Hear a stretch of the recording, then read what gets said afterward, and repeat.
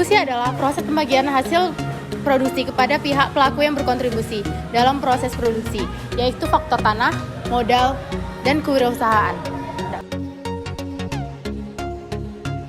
Ciri-ciri distribusi. Ciri-ciri distribusi terbagi menjadi 7. Yang pertama yaitu melibatkan pembagian hasil produksi. Yang kedua yaitu berkaitan dengan faktor produksi. Yang ketiga menunjukkan pola keadilan atau ketimpangan. Yang keempat dipengaruhi oleh sistem ekonomi. Yang kelima ada menjadi indikator kesejahteraan ekonomi. Yang keenam membutuhkan kebijakan pemerintah. Yang terakhir yaitu berlangsung secara terus-menerus. Bentuk-bentuk distribusi dibagi menjadi 5. Yang pertama ada distribusi fungsional, merupakan pembagian pendapatan berdasarkan dari kontribusi yang diberikan pada faktor produksi. Yang kedua ada distribusi personal atau individual, merupakan pembagian pendapatan kepada individu atau rumah tangga yang berada di dalam lingkungan masyarakat. Yang ketiga ada distribusi sosial, merupakan pembagian pendapatan berdasarkan kelas sosial, yaitu ada yang kelas atas, kelas menengah, dan kelas bawah. Yang keempat ada distribusi regional, merupakan pembagian pendapatan berdasarkan dari wilayah geografisnya. Yang kelima ada distribusi fisik, merupakan pembagian berdasarkan barang dan jasa yang diberikan dari konsumen akhir. Pertama, memberikan imbalan yang adil kepada setiap faktor produksi. Yang kedua, mendorong efisiensi ekonomi. Yang ketiga, menciptakan keadilan sosial. Yang keempat, mengurangi kesenjangan pendapatan. Dan yang terakhir, menjaga stabilitas ekonomi dan sosial. Pertama itu ada contoh dari distribusi fungsional, yaitu seperti seorang pedagang menyewa toko lalu membayar uang sewa kepada pemilik toko tersebut, dan juga seperti buruh yang bekerja di pabrik lalu ia mendapatkan upah atau gaji setiap bulannya karena ia telah mengeluarkan jasanya. Terus contoh distribusi personal yaitu seperti seorang direktur mendapatkan penghasilan lebih tinggi dibandingkan dengan pegawai biasa karena perbedaan dari jabatan dan tanggung jawab. Terus yang ketiga ada distribusi sosial, merupakan seperti kelas menengah di kota memiliki daya beli lebih tinggi dibandingkan dengan masyarakat di pedesaan.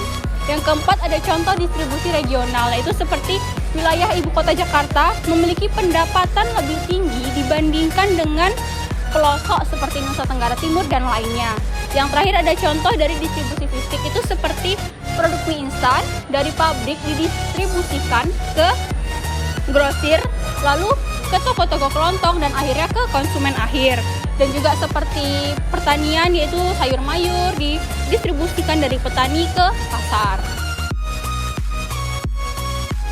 Pertama, teori produktivitas marginal, yaitu tiap pendapatan faktor produksi ditentukan oleh kontribusinya pada output tambahan yang dihasilkan.